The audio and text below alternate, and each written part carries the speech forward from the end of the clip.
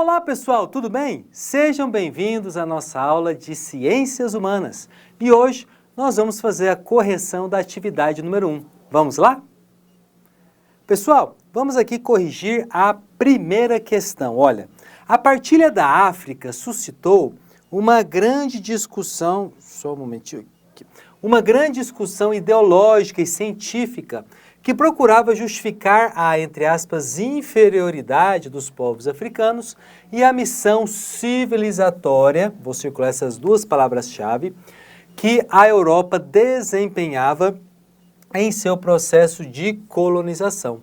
A corrente ideológica com bases científicas que mais se destacou nessa época foi a letra B, o darwinismo social. E, de fato, essa palavra darwinismo social foi inspirada nas ideias do Charles Darwin, não que ele tenha desenvolvido, é porque o Charles Darwin ele vai desenvolver aquela ideia da evolução natural, evolução das espécies, que sairia de uma fase inferior e progrediria para outra fase, digamos assim, mais superior, mais desenvolvida. Então, qual é a ideia do darwinismo social?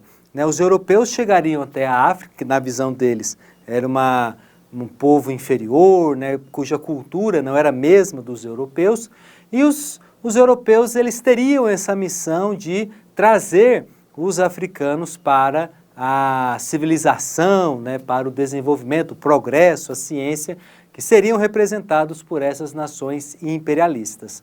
Essa ideia do darwinismo social, mais uma vez eu friso, não foi o Charles Darwin que desenvolveu, basearam-se na ideia dele. Justificou a colonização da Europa, a colonização, melhor dizendo, da África pelas nações europeias. Tá certo? Vamos para a segunda questão? Na segunda questão nós temos quais as necessidades determinaram o imperialismo, como nos mostra a letra B. Fornecimento estável e barato da matéria-prima, mercados consumidores para o escoamento da produção e mercados receptores de investimentos.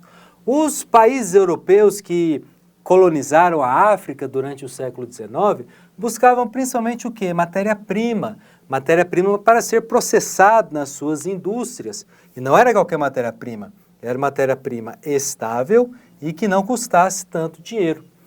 Além disso, essas nações europeias industrializadas buscavam nessas colônias mercados consumidores para sua produção. Ou seja, como a Europa já estava bem abastecida desses produtos industrializados, então era preciso um novo mercado. E esse novo mercado será a África e depois a Ásia. E por fim, um mercado que receberia os investimentos vindos da Europa. Por isso que os europeus vão buscar modificar a cultura desses povos colonizados, tornando-os aptos a não somente consumir esses produtos industrializados, como também para receber esses investimentos vindos da Europa. Tá certo? Vamos para a próxima questão? Na questão 3, nós temos das duas últimas décadas do século XIX, até os anos que antecederam a Primeira Guerra Mundial, ocorreu a expansão das economias capitalistas. A respeito das consequências do imperialismo nos continentes asiático e africano, no período indicado, assinale a afirmativa incorreta. A afirmativa incorreta, ou seja, aquela que está errada, é a letra A. Os povos asiáticos e africanos aceitaram pacificamente as políticas implementadas pelas potências europeias em seus países. Está errado.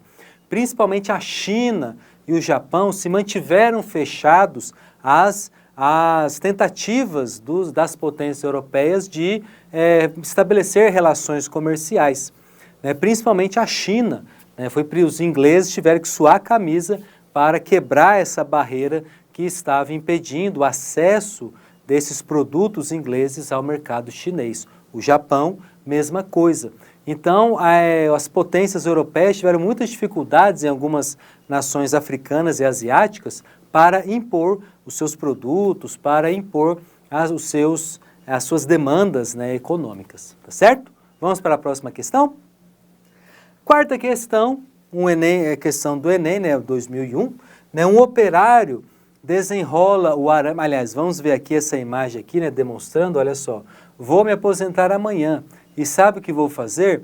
Andar até o fim dessa linha de montagem e descobrir o que estou fazendo há 30 anos, né, uma charge que saiu lá no Jornal do Brasil, dia 19 de fevereiro de 1997. Um operário desenrola o arame, o outro o endireita, um terceiro corta, um quarto afia nas pontas para a colocação da cabeça do alfinete. Para fazer cabeça do alfinete, requerem-se 3 ou 4 operações diferentes. Né? Isso daqui que a gente vê é o que nós chamamos de divisão do trabalho. Divisão do trabalho. Né? Visando cortar os custos, né? Cortar os gastos da produção, muitos industriais fazem esse sistema, né, da linha de produção, como mostrou a imagem. O trabalho é dividido. O trabalhador já não tem mais a noção, a ideia da produção como um todo. Por isso que na charge, o trabalhador que está prestes a se aposentar quer saber o que estava acontecendo ali, né, durante os 30 anos que ele trabalhou ali naquela linha de montagem. Né, a divisão do trabalho foi uma forma encontrada para acelerar a produção com menor custo. Vamos responder essa questão? Então, gente, olha só, temos 3 itens que vão falar a respeito tanto do texto que a gente acabou de ler, quanto do quadrinho. Item 1. Ambos retratam a intensa divisão do trabalho, como foi dito, a qual são submetidos os operários? Exatamente. Né, a divisão do trabalho que não somente aliena o trabalhador, como também torna um trabalho maçante, né? Ele faz a mesma coisa todo dia. Item 2. O texto, esse daqui, refere-se à produção informatizada e o quadrinho à produção artesanal. Esse item não tem nada que a gente possa aproveitar, né? Ele todo está errado. Né? O texto não se refere à produção informatizada, mas sim à linha de produção, né? A produção manual. Tanto é que a gente tem que operar desenrolando. Em nenhum momento do texto se fala em algum computador ou algum aparelho tecnológico. E também isso aqui, né, ser a produção artesanal, longe de ser produção artesanal, é produção industrial. Então sobrou o item 3. Ambos contêm a ideia de que o produto da atividade industrial não depende do conhecimento de todo o processo por parte do operário. Exatamente. Isso daqui, ó, esse não conhecimento de todo o processo por parte do operário, nós chamamos de alienação. Ou seja, o trabalhador foi destituído, né, dessa visão geral da produção. Tá certo? Vamos para a próxima questão? Questão 5. Também uma questão do Enem. A segunda revolução industrial, no final do século XIX e início do século XX, nos Estados Unidos, período em que a eletricidade passou gradativamente a fazer parte do cotidiano das cidades e a alimentar os motores das fábricas, caracterizou-se pela administração científica do trabalho e pela produção em série. De acordo com o texto, na primeira metade do século XX, o capitalismo produziu um novo espaço geoeconômico e uma revolução que está relacionada à letra D, técnica de produção fordista, que instituiu a divisão e a hierarquização do trabalho, em que cada trabalhador realizava apenas uma etapa do processo produtivo. Fordismo vem, de fato, do fundador da fábrica de automóveis, chamado Henry Ford. Ele que, querendo acelerar a produção de carros, querendo aumentar também o consumo, ele vai instalar nas suas fábricas lá nos Estados Unidos a linha de produção. Então, cada trabalhador era responsável por fazer uma parte da produção.